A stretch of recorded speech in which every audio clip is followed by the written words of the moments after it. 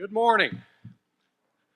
I want to tell you, I'm impressed. I have a copy of the script, and it tells you minute by minute where we are. And Mayor Lott has kept us on script right down to the minute. So I'm impressed with that.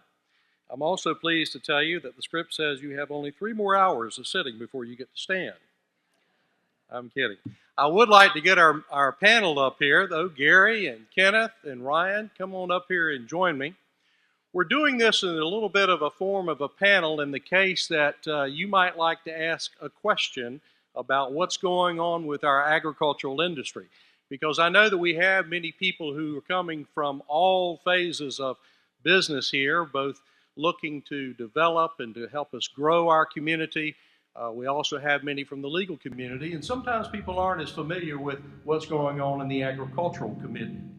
But I will tell you that Plant City, in addition to having great leadership on our city commission who is focused on the future and providing an environment that business can grow and thrive, we're also very, very proud of our historical heritage in agriculture. And ag is here to stay, but as these 3 gentlemen will be pointing out, agriculture is designed to be a complement to the growth of Plant City and as we move forward in the future. Up here, kind of moving that way, first of all, is Gary Wishnatzki. Gary is the owner of Wish Farms, which many of you perhaps have been able to buy some of the products under that name, Wish Farms in Publix, Walmart, and some of the other places. It's a 3rd generation family business, been around for years and years, as he will explain.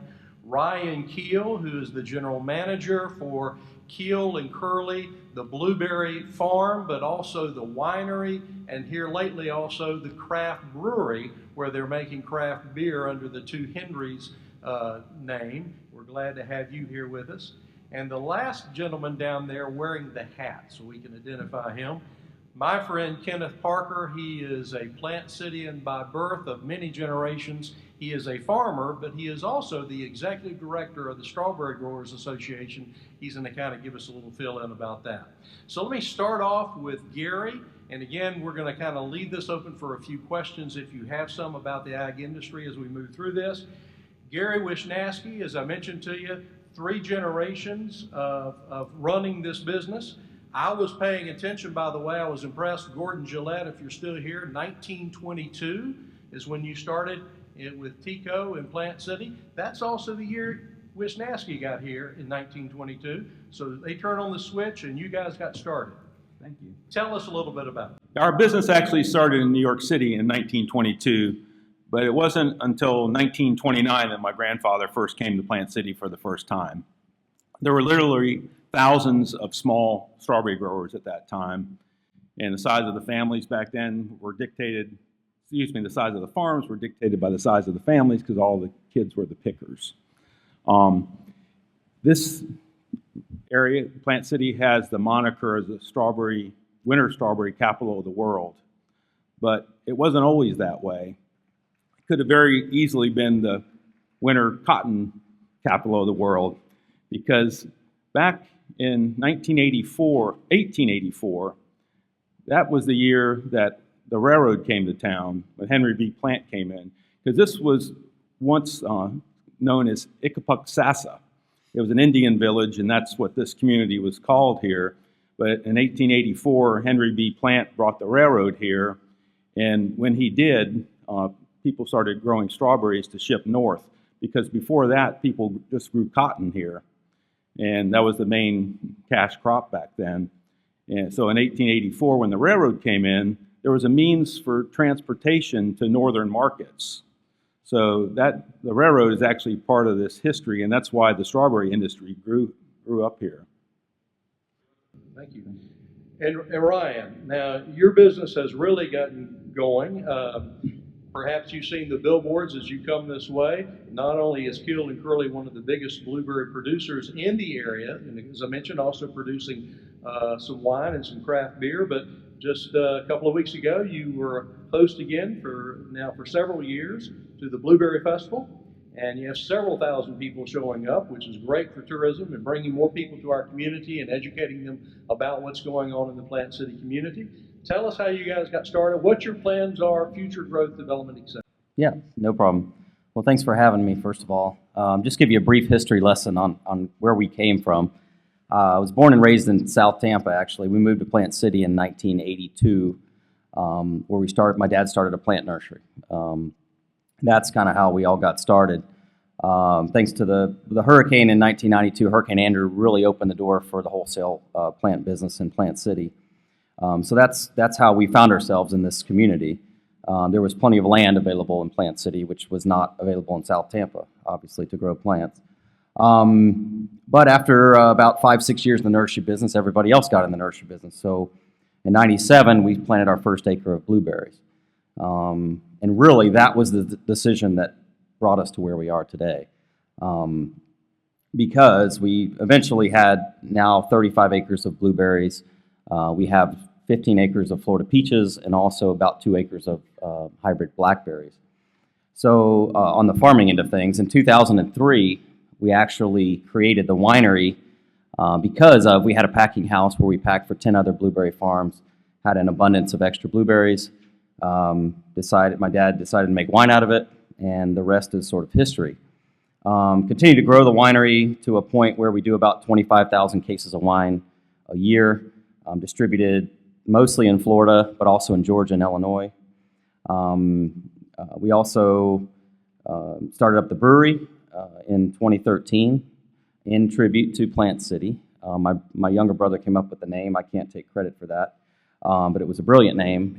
We wanted to basically attribute to the Florida history. Henry Plant, as Mr. Wishnatzki said, was vital to the development of Plant City, so we had to, of course, attribute it to him. Henry Flagler was the other Henry who developed the East Coast. He is very dear to my dad's heart as he has a house in the Keys, and he developed the Florida Keys pretty much. So that's how the brewery developed. We're now doing about 50,000 gallons of beer a year now out of our brewery. And, some of the plants, I think our story is basically one of diversification. We started, obviously, as a plant nursery. But as times have changed, we've diversified. But the one thing that does remain the same is we continue to use the agricultural crops in everything we do, from the Blueberry Festival to the beer to the wine. Any of you that have been to our place or had our products, they're all ag product centric. So that we continue to focus tremendously on agritourism by our UPIC business and everything else. We're trying to bring as many people through Plant City as possible. Real quick, the Blueberry Festival is really taking off. How many people did you guys estimate this year versus last year? The last few years, this is our 8th annual one this year. Last couple of years, we've averaged 12 to 15,000 people in the 3-day festival. This year, we were a little down. We figure about 10 to 12,000 people, but Sun and Fun was going on the same weekend, which we feel like probably drew some people away. But it was definitely a very good crowd, good manageable crowd, and I think everybody had a very good time this year. And it's a 35-acre blueberry farm, which let me just point out, in the scheme of things, you hear of strawberry farms today that are 40, 50, 100, 500 acres. A 35-acre blueberry farm is really a very big development. It's very, very labor intensive. And I point out that because in a few minutes I want to come back to Gary, who some of you may have been hearing about working diligently on a strawberry picking machine. I want to hear a little bit about that when we come back to it in just a second. But no such luck yet on the blueberries, but we're working on it. Kenneth Parker down here. Now, Kenneth, as I mentioned to you, he is a lifetime part of a lifetime family that's been in Plant City for several generations. He's a farmer himself, but a few months ago, or a few years ago, I guess it is now, you became the executive director of the Strawberry Growers Association. Kind of fill in everybody about what's happening with the strawberry industry, what it looks like in the future, how we're growing, etc. Thank you, John. And yes, it was just less than a year ago when the Strawberry Growers hired me to be their executive director, and I really appreciate that. And, Plant City has been synonymous with strawberries for 100 years or more. But the strawberry and agriculture, but the strawberry in particular, is such an economic driver for this community and this region that the farm gate value for strawberries varies from $350 to $400 million annually. That's a big number in itself. However, the total economic impact of that number would be about $1 billion for this community. And it's interesting that strawberries are so concentrated. Within 20 miles of Plant City, you have 90% of the winter strawberry production in America. So it's a big deal for Plant City. And we know that in a time of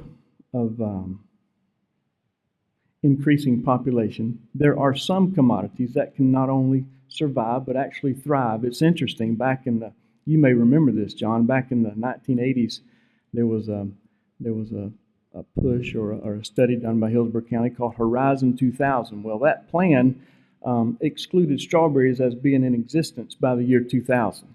Well, I'm proud to say that the $50 million industry that existed in the 80s is now a $400 million industry and has thrived and survived along with the population explosion.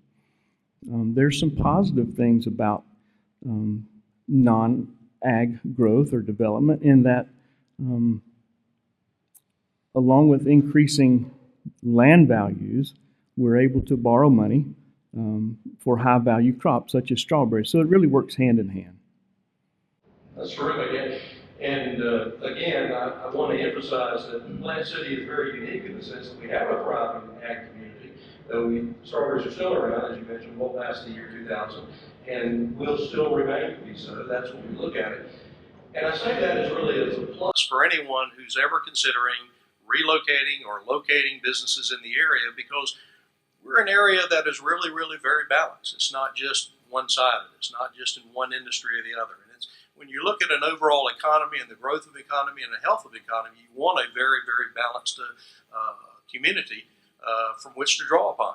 You know, in our ag industry, for example, some people are often surprised to hear that we have farming that is done within the city limits of Plant City. We're proud of that history. And again, we see that as continuing on.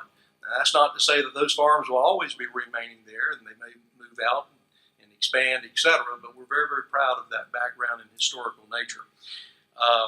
Let me, at this point, though, kind of open the floor. If you ever have any idea or question, want to find out what's going on with the ag industry and how that might intertwine with what your thoughts or prospects are with the community, now's a great time to do so. Any questions or comments from the group, from any of the guys that are up here? Yeah, we're working on a way to pick strawberries with a robot. And it's been pretty well documented that the workforce in agriculture has been shrinking over the last 10 years. And it's been a little bit of a challenge. There's been a couple years here in recent history where we had to abandon fields as early as January because we couldn't get them all picked.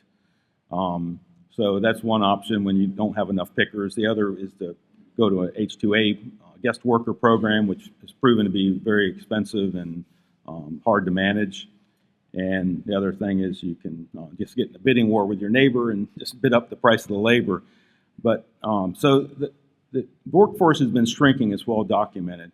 The thing with strawberries is a lot of people don't understand. You have to pick the field, every 3 days, and you have to pick it on time. So it's very critical to not let it go too long, otherwise berries will become overripe. It's about 40 times throughout the course of the season will cover the same acreage. So you have to just select just the right berries. So it's difficult to develop a machine that's going to be very selective and gentle on the plants and be able to do it. But we're working on it, and we're well on our way to accomplishing it. The thing with the workers, the workforce has been shrinking. Most of our workers are of Mexican descent, and there's been a trend in Mexico where the fertility rate is down considerably. From 1960, it was at 7, now it's at 2. So 20 years ago, it was at 3. So that's where I think part of this trend is. Part of it, there's more opportunities in Mexico for workers to get jobs. So there's not as many people coming here that want to pick. The people that are here, they're mostly first and second generation immigrants. And the thing that a lot of people miss when they hear the word migrant worker, the word migrant, is they have to migrate. Every few months they have to pick up their family and move somewhere else. I don't know about you, but I don't think I would like that lifestyle. It's hard work, and that's where I think this robotic picker comes in. It will be very dependable, and it's going to revolutionize the industry.